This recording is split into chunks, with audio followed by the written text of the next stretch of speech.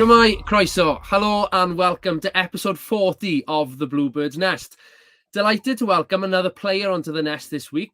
Recently announced as one of two players sponsored by Visit Malta, our club partners, the official tourism site for Malta and the islands.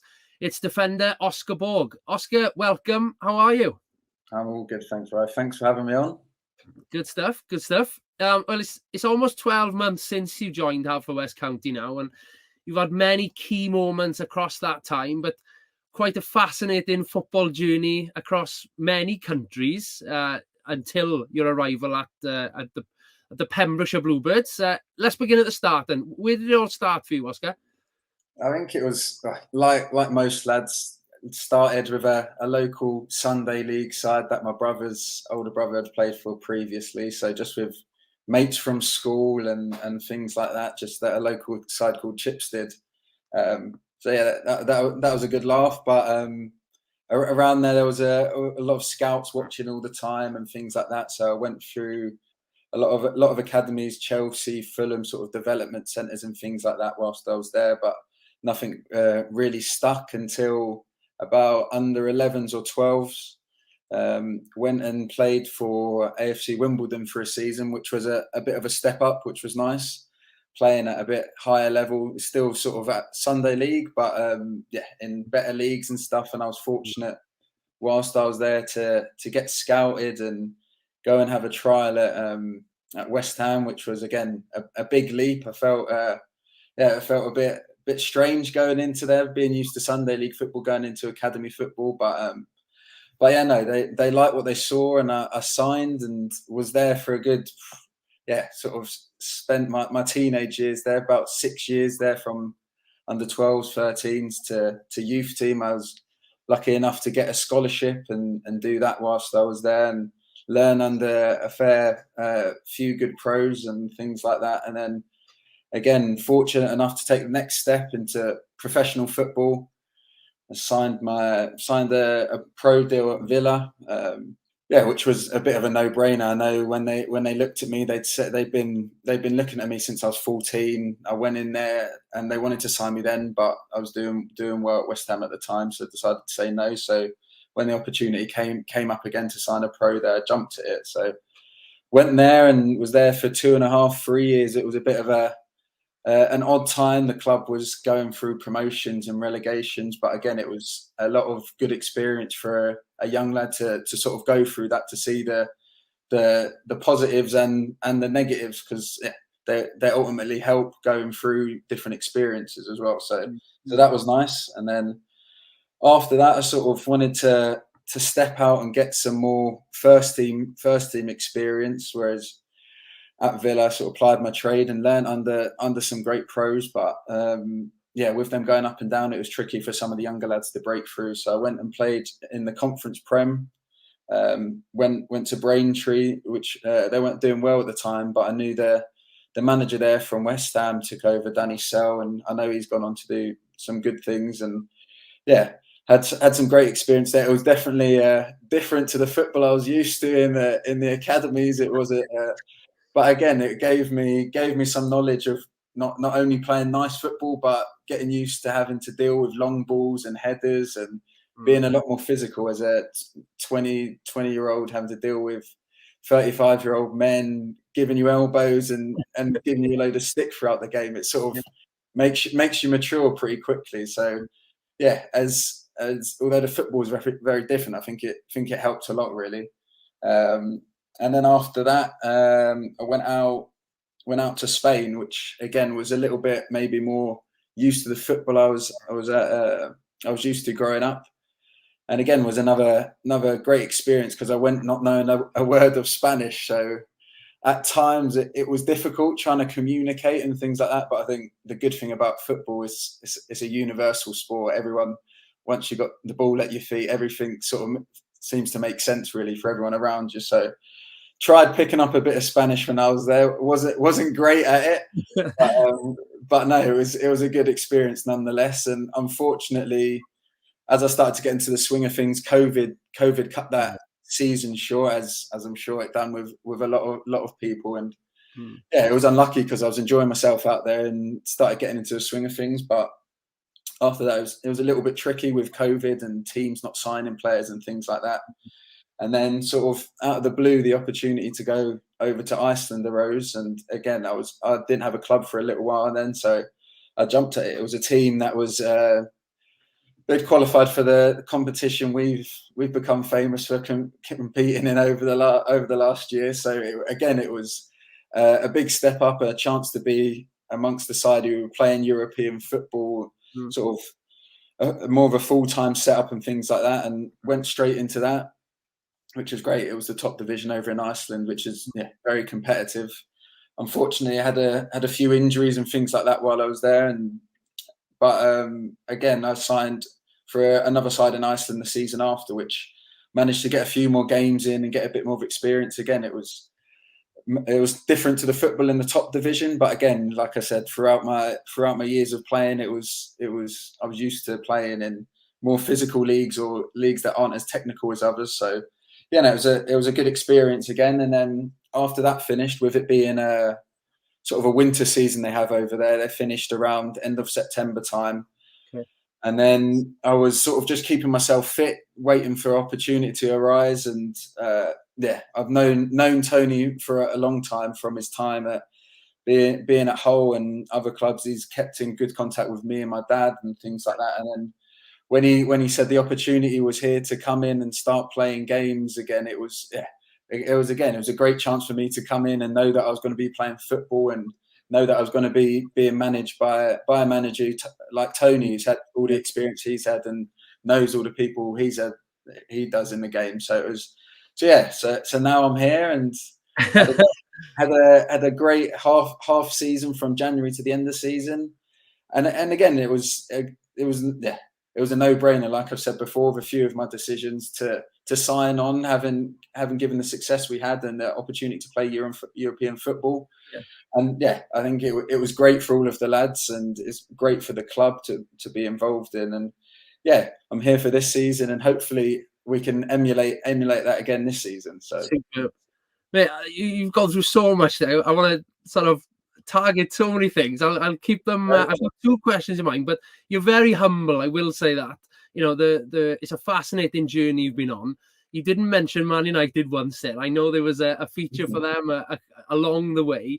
And also, I found an article that refers to you as the new Gareth Bale as well, which I thought was, quite the accolade, to be fair. But I mean, there's two that stand out from looking at your CV, if you like. At West Ham, I know that has been highlighted previously. You cross paths with several future stars during your time there, but one in particular I have to ask you about. It's a certain 8-time Ballon d'Or winning Lionel Messi, of all people, during your time at the London Stadium, but Upton Park probably at the time. But how did that come about then? How did that fixture turn up?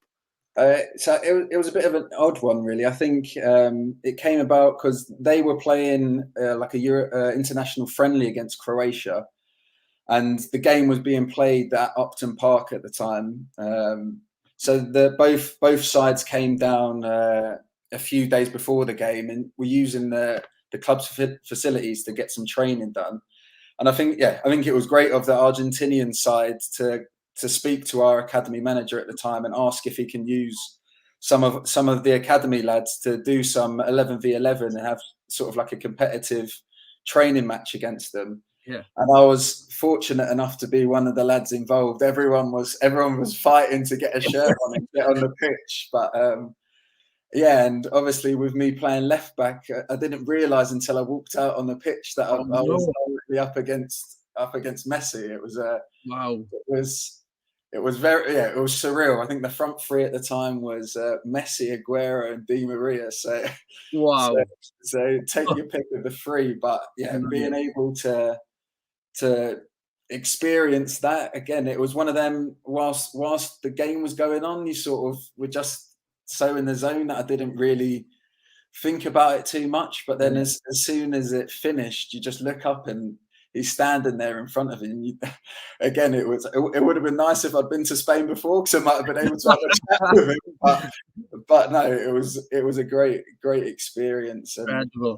one I think, not many people can say they've done, but something I'll be telling people for many years to come. That's for sure. It was unbelievable. Did you manage to swap shirts at all? I didn't. They were in and out pretty quick. They didn't want to stay around too long. So there was a few photos, obviously, on the pitch with our team and their team, but unfortunately, there was a lot of security and things like that. So as soon as the session finished, they sort of packed up and left pretty quick. But yeah, I think the memories that go along with it are more than enough to remember it by. That's for sure. It's a phenomenal trivia question. Which players in the Cymru Premier have faced Messi? That's something I don't think many would be able to top that. No. A little bit closer to home then, with a connection, it's certainly to Pembrokeshire. But your time at Villa, I saw one team photo in particular, and a Pembrokeshire native, Mr. Mark Delaney, I saw was in the coaching staff there. Then obviously close affiliation, his family, his dad comes to watch at the Argy Bridge Meadow often. What was it like working under Mark then?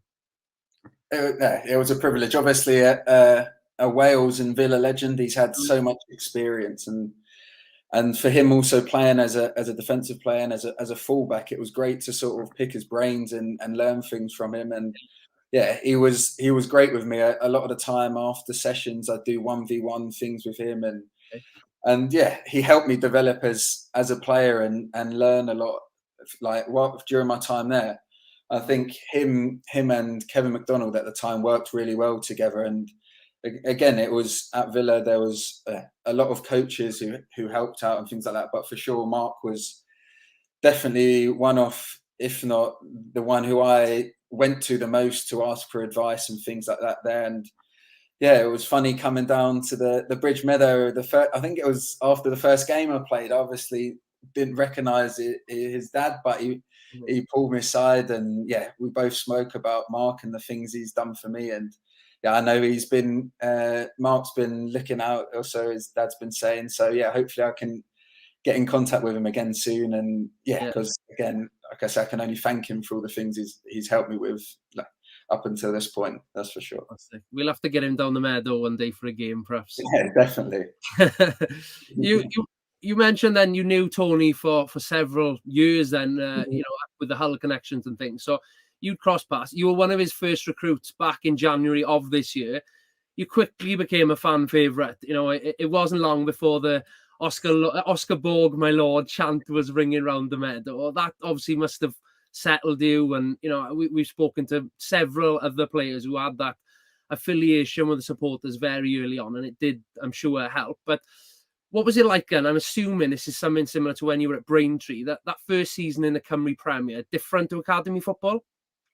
Yeah, I'd say so. It's definitely a physical league. I know one or two of the sides like to play football, but the majority tend to play more direct. But again, I think that's another one of the reasons why Tony might have brought me in, with the experience of having played in the Conference Prem and having dealt with experiences like that before. It's something, although maybe I'm not used to, obviously coming from a academy background, but something I'm definitely familiar with coming in as well. So yeah, and I think it's the lads, as soon as I came in, it made it just extremely comfortable for me, and I sort of was fortunate enough to slot into the team right away and hit the ground running. Yeah. So yeah, it was an easy settling in period, that's for sure. Yeah, obviously you mentioned the Icelandic season finished in early autumn. You had a spell of just ticking over, so I think you'd come in almost without the pre-season, if you like. So that you seem to go from strength to strength, and that was sort of the feedback that Tony and the coaching staff were saying. Your fitness was coming along and almost peaked then in the summer in the European games. We've got to talk those. I mean, I think you played every minute, I think, in the playoffs and certainly across the European games. I can only remember you coming off once deep into extra time. I think Harry came on for you in the Scandia game, where you obviously picked up man of the match in what was probably the biggest game in the club's history. So, that whole experience, how did you enjoy Europe then with the Bluebirds? It was unbelievable. I think it's the first I'm hearing about the man of the match coming from you today. You didn't know that? Oh, okay. I didn't know, so thanks for that. But I think the lads were brilliant. I think anyone from 1 through 11 could have got it that night. Everyone was fantastic. But I think the whole experience leading up to it, I think from the way Julie and all the background staff had helped organise everything to videos yourself had put through all the motivational videos and videos from the family, and then all the work that Tony and Waggy had done on the analysis of Scandia and all the tactical stuff we've done. I think it put us in a perfect position to just go out there and know our jobs, know our roles, and just enjoy the experience, but know exactly what we had to do to a man. And I think everyone done that to a T, which was, I think everyone in the changing room, it was no surprise to us. It might have been to other people around the country or looking from the outside in, but I think it was no surprise to anyone inside the changing room that we got the result we did, because I think the preparation was spot on and everyone done the jobs they were asked to do. And like I say, it was phenomenal. I think one of the biggest nights of my career, that's for sure. I've been fortunate to play in a lot of big games and be at big clubs and things like that, but that definitely is up there with one of the best experiences I've had, especially with the crowd. I know it was only a couple of thousand, but it felt like a lot more than that. That's for sure. They all turned up and sung from the first whistle, and it was. I've got goosebumps now still thinking. I know. A lot of people will. It's hard not to have that sort of emotive side to reflection on that period. But it was the Scorio commentators, Mark Jones and Tommy Morgan, who opted for you on the man of the match. It was almost a discussion on the commentary, the live TV commentary, that obviously Jenks bagged the winner in the 89th minute, and they said, does that mean Jenks is going to pick up the board? And Tommy Morgan said, no, I'm sticking with my original sort of nomination of yourself picking up. So congratulations on that one. Obviously, I've watched that game multiple times. Obviously, the documentary is imminent now of all the European adventures, and a heartbreaking way for us to eventually go out. But we'll skip over the way we went out. But whilst we are talking about Europe and playing abroad, I mentioned earlier that Visit Malta had recently sponsored you and Luke Tabone, obviously, and Luke was added to the Maltese national squad last month for fixtures against Italy and Ukraine. I believe you're also eligible for a call-up for the Maltese side, potentially. What's the family link there?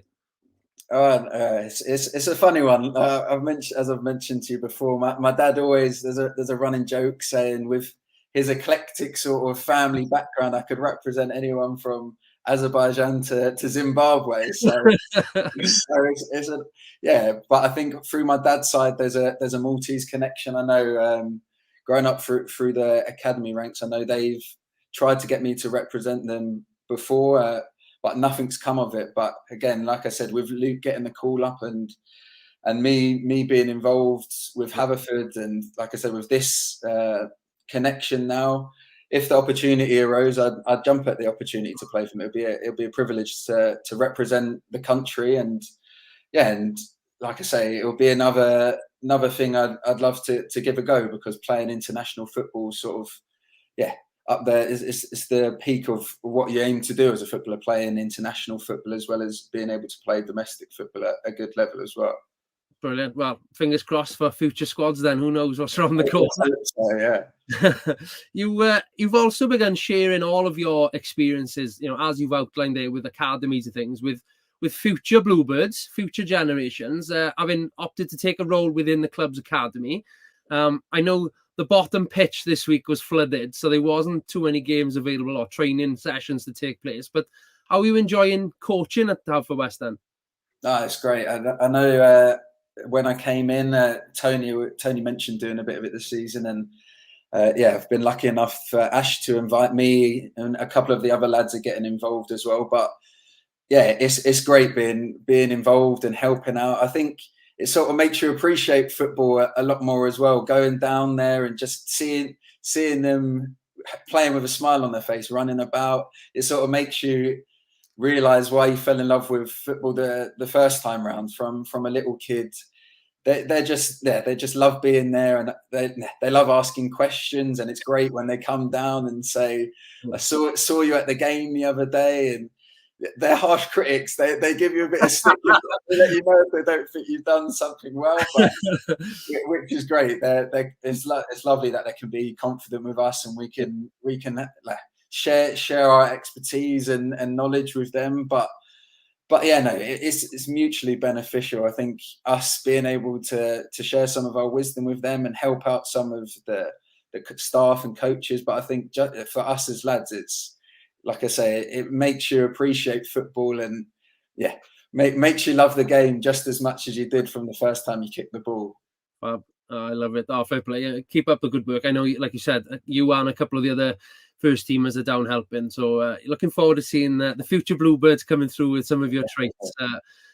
Good stuff. Right, time to build your perfect Bluebird now. Then something we've started doing this season with all the players who've come on the nest. So a couple of attributes that are needed for this one. So we need a right foot, a left foot, technical ability, aerial ability, a talker, and the footballing brain. So we'll work our way up. So starting off, and who's got your right foot?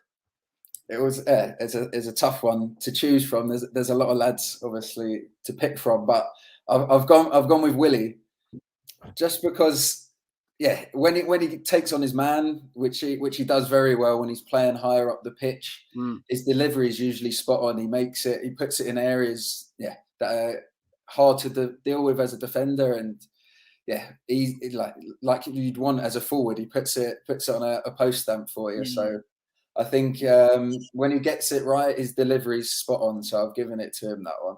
Okay, Willie again. I think that's multiple times he's had a nod in multiple positions as well. So, okay, left foot. I think it's hard not to give it to Abs after the other week. I had the perfect angle of it just behind the goal, and to see it fly in, it was an unbelievable strike. One of the best I've seen live, that's for sure. So it was a great strike. He's made it easy to give me that one. Yeah, well, to be fair, it's only really the two of you were left-footed in the squad, so it seems so far it's alternating. And because he's picked up a couple of goals recently, he's probably had a couple more on the tally chart than you. So fair play to him; he deserves it. You've got to hit the back of the net soon, I think. Technical ability, then. Oh, there's a few I could pick from. Obviously, there's been a few lads who we've got come through the academies, like Dan and Marts and things like that. You can tell we've got a great on the ball. Kai, he's a bit of a bulldozer, but when it works for him, he knows how to beat a man and can take people on for fun. But I'm going to give it to little H. I think one of the academy boys, because I think when he gets it right and moves the ball well, the sort of pockets he picks up, and when he gets on the half turn, he's hard to mark, and it makes it difficult for oppositions to. He creates space for other players, and when he gets into them pockets, and it makes it easy to find him and things like that. So when he can get on the ball and do what he does well, it gets us ticking as a team, that's for sure. Love it. Good stuff. Aerial ability. I think it's probably a consensus vote for this, but you got to give it to the slabhead. That is, he takes everyone with him as well, not just the ball. But I think, I mean, he's one of the best I've played with in the air. He's dominant, and especially in this league, like I mentioned before, with teams playing very direct, it's great to play alongside someone who you're confident can go up and win a lot of the aerial battles, because there's a lot of forwards in this league who are great in the air as well. So it's good to see him battling against them. It's but I think it's a pretty obvious one, that one. Yeah, congratulations again, Jenks. A talker. I think there's many reasons why Dill is the skipper, but I think his talking is one of them. I mean, when he's unfortunately he's got his injury this season, but even in the dressing room at half time when he comes in and things like that, or when he's on the pitch, he's sort of he gets you wanting to play with him and wanting to run through a brick wall. He knows how to get the lads fired up, but he's sensible as well. He's got a calm head when he needs to, and he knows when to give you a kick up the backside as well. So he's he knows when to talk and when to say the right things, and I think that's one of the many reasons. Like I say, he's the skipper. Yeah, good choice. And finally, footballing brain. I think again, this is an obvious one. I've got to go with Jazz. I think his career speaks for itself, having represented all the clubs he has and all the international experience he's had. And I think me coming in, he's definitely one I've made sure I've asked a load of questions about playing in similar positions, and I think he's helped me out massively with certain things. And again, playing in this league as well, coming from football, like academy football and technical football, to a league like this, being able to bounce ideas off him and ask questions and get sort of the insight that he has is definitely helped me settle in and sort of do what I've done so far. I know it's been a pleasure to speak to him, not just on a footballing level, but a personal level. He's one of the nicest men I think I've met in the game, and I'm sure everyone else will agree. Yeah, he's a really good asset for the club, and yet again, a guest has built one phenomenal looking Bluebird there with all those attributes coming together. This weekend, then, for the first time, I think, ever, certainly in the Cymru Premier, we host Colwyn Bay at the Oggy Bridge Meadow.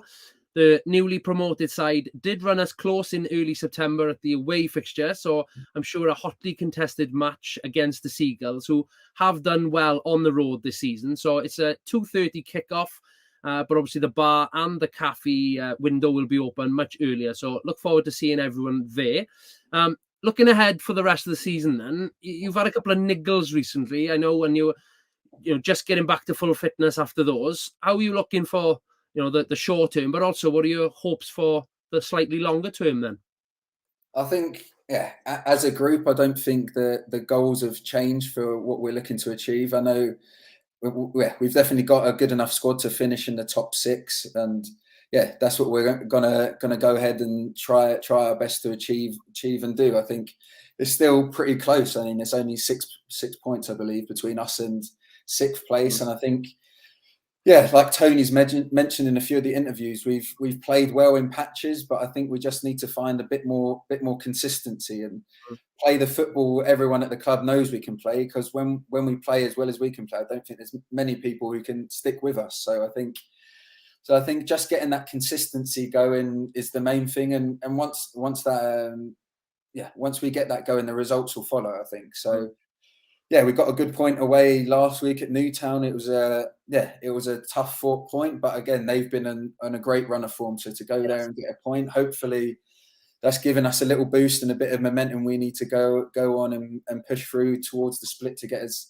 many points as we can to finish in the top 6, because that's where you want to be playing. You want to be competing against the best teams in the country. So and we've got the staff and the players to go ahead and do it. So I don't see why we can't. It's fascinating looking at the league table. We're on almost identical points after the same amount of games after last year, and considering the summer, how busy it was, and people have said that almost a hangover from Europe. Well, we're doing just as well as having weeks and weeks off in the last year. So very optimistic about that. And I know there's a number of home games, to finish phase 1 off as well. I think 5 of the last 8 are home. So fingers crossed, like I said, we can, I think the Cleddau Casuals Twitter account has started a hashtag Pack the Meadow. So, if anyone's listening who's free this Saturday, please do visit the Oggy Bridge Meadow to support the boys. But Oscar, it's been fascinating listening to you. Like I said, I've done my research, and your CV is quite the journey you've been on, but we're really pleased to have you with us at Haverfordwest County. Keep up the great performances. I'm sure, like I said, the first Bluebirds goal for you will come soon enough, and fingers crossed it's this weekend at the Colwyn Bay game. Let's hope so. Like I said, it'll be a tough game, but everyone's looking forward to it, and hopefully we can go and get the 3 points. So but it's been a pleasure, right? Like I say, I've been a lot of places, but it's a pleasure to be at the club. So see you Saturday. Best of luck, Oscar. See you Saturday.